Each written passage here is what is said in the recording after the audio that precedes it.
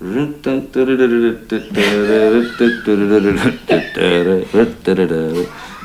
the fucking circus commences, and you deal with it. Surprise, surprise, Kanye wants the star-studded Camille Vasquez on his legal team, and Johnny has a few thoughts about that. As business partners distance themselves following his latest public meltdown, Kanye West has reportedly hired Camille Vasquez, the lawyer who helped Johnny Depp win his defamation lawsuit against Amber Heard, to represent his interests. Kanye West has reportedly hired Johnny Depp's defamation trial attorney Camille Vasquez to represent his business interests and his brewing public image and business crisis. The rapper-entrepreneur who legally changed his name to Ye a year ago is said to have retained national law firm Brown Rudnick to represent him as his contracts and deals evaporate following his spate of anti-Semitic remarks and false claims about the death of George Floyd. His family is suing the rapper for harassment, misappropriation, and defamation. Vasquez is said to be among the groups of attorneys at the firm he hired, TMZ reported Friday. Vasquez is a partner at Brown Rudnick's Irvine-based operation and became an international celebrity during last spring's bombshell defamation trial between Depp and his ex-wife Amber Heard. Vasquez became a star among Depp's supporters on social media and sought-after talent in the business realm. TMZ reported that the firm will not be representing the rapper during his protracted divorce proceedings with reality star Kim Kardashian.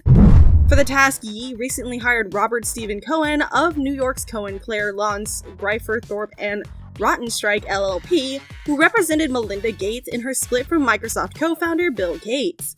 The Vasquez hiring is huge news, even though people have been speculating how Johnny must be feeling about all of this. There hasn't been an official statement from his end. But given everything we know about Johnny, he must support the fact that his hotshot lawyer is fighting for Kanye's rights now as well and must be happy for them. People all over social media were shocked to hear the news. Many took to Twitter to share their thoughts. One such user said, "Weird how Camille Vasquez is the only lawyer being attacked by the hashtag Amber Heard apologists when there's a group of lawyers that's representing Kanye's business interests also, not just her. The selective outrage is crazy." But there was also those who were against this hiring and how it reflected on Johnny. This fan tweeted, "So if Camilla is gonna defend Kanye, who's being sued for defamation because he said George Floyd wasn't murdered by the police, and she also defended Johnny Depp, are people finally gonna connect the dots and figure out she's not good and neither is Depp? Please, LOL." It's crazy people can look at Johnny's track record of racism, misogyny, violent behavior, support of pedophiles, being friends with a Nazi, and using Native Americans as a costume, but Camilla defending Kanye is where they're shocked, continued another. The Vasquez hiring reports comes at the same day fashion house Balenciaga, which has a long collaboration with the performer and had him walk in the recent Paris Fashion Week show, announced that it has cut ties with Ye. Women Wearers Daily reported that Balenciaga had dropped the troubled rapper who's been on a tirade lately for calling for death of all Jews who have wronged him and also calling President Biden the R-word. Parent company Kering said the French fashion house would no longer be working on projects with the rapper and fashion designer who has legally changed his name to Ye. Balenciaga has no longer any relationship nor any plans for future projects related to this artist, Kering told WWD. Meanwhile, Adidas has said its partnership with West is under review following increased pressure to drop the rapper from the Anti-Defamation League and Friends star David Schwimmer. Schwimmer, 55, recently shared a video of West, 45, saying, "The thing about it, me and Adidas, is like, I could literally say anti-Semitic shit and they can't drop me. I could say anti-Semitic things and Adidas can't drop me. Now what?" Before posting "Join Me" and the Anti-Defamation League in demanding Adidas hashtag run away from hate and sharing a link to a petition from Campaign Against Anti-Semitism calling for West to be dropped, which has garnered more than 3,000 signatures. Adidas, a German company whose founders were members of the Nazi Party, first launched its collaboration with West's brand Yeezy in 2015. West's deal with Adidas is worth $220 million annually and $1.5 billion total, cites Forbes. The Anti-Defamation League has also written an open letter to Adidas CEO Kasper Rorsted and Chair Thomas Rabe urging the brand to drop West. They wrote, "In light of Kanye West's increasingly strident anti-Semitic remarks over the past few weeks, we were disturbed to learn that Adidas plans to continue to release new products from his Yeezy brand without seeming to acknowledge the controversy surrounding his most recent remarks. We urge Adidas to reconsider supporting the Yee product line and to issue a statement making clear that Adidas company and community has no tolerance whatsoever for anti-Semitism." West hit out at Adidas earlier this month after the company first announced that it has put under review its business partnership with them. The rapper took to Instagram with a screenshot of the announcement, writing, "Fuck Adidas, I am Adidas. Adidas raped and stole my designs." The German sporting goods maker revealed that they were reviewing their business dealings with the outspoken musician following his very public criticism of the company and their CEO. "After repeated efforts to privately resolve this solution, we've taken the decision to place the partnership under review. We will continue to co-manage the current product during this period," the company said.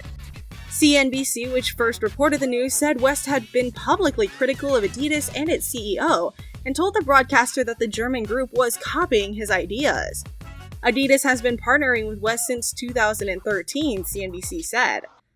Adidas has always been about the creativity, innovation, and supporting athletes and artists to achieve their vision. The Adidas Yeezy partnership is one of the most successful collaborations in our industry's history, Adidas said. "We also recognize that all successful partnerships are rooted in mutual respect and shared values." Bloomberg reported that Yee holds $122 million in cash and stock, but that his corporate deals make him a billionaire. The Yeezy brand earned $191 billion in royalties in 2020 from the Adidas deal, according to the USB Group AG. Yee recently shocked fans when he wore a White Lives Matter t-shirt designed at his surprise Yeezy fashion show in Paris. He later doubled down on his White Lives Matter slogan and explained that when people ask why he made the shirt, he replies that it's because they do. News about Adidas putting the partnership under review comes less than a month after West's lawyers sent a letter to Gap Inc. notifying the apparel chain he was terminating his partnership with the company. Adidas' statement comes amid an ongoing public clash with Kanye, who's been continually going after the sportswear giant on his social media, as he says the company has pilfered his ideas and kept him out of the loop in terms of the marketing of the product. In recent months, West has ranted about the company, posted pictures of its brand members, and called out CEO Casper Rorsted, even creating a fake image of a New York Times front page that claimed Rorsted had died. West has garnered support from a number of his contemporaries in the hip-hop community, such as Sean Diddy Combs, Swizz Beatz, and T.I., who vowed to boycott the brand. Earlier this month, Yee was on a social media blitz against the two clothing companies, accusing Adidas of seizing control over the Yeezy brand and stealing his design ideas to produce shoes similar to his Boost trainers.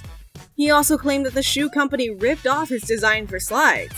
"No one should be held in that position where people can steal from them and say they were just paying you to shut up," he told Bloomberg. "That destroys innovation. That destroys creativity. That's what destroyed Nikola Tesla."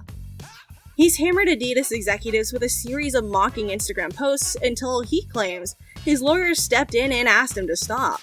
In some of the posts, he superimposed Adidas executive Daniel Cherry's head on top of another person's body and created mocking videos of the corporate leader.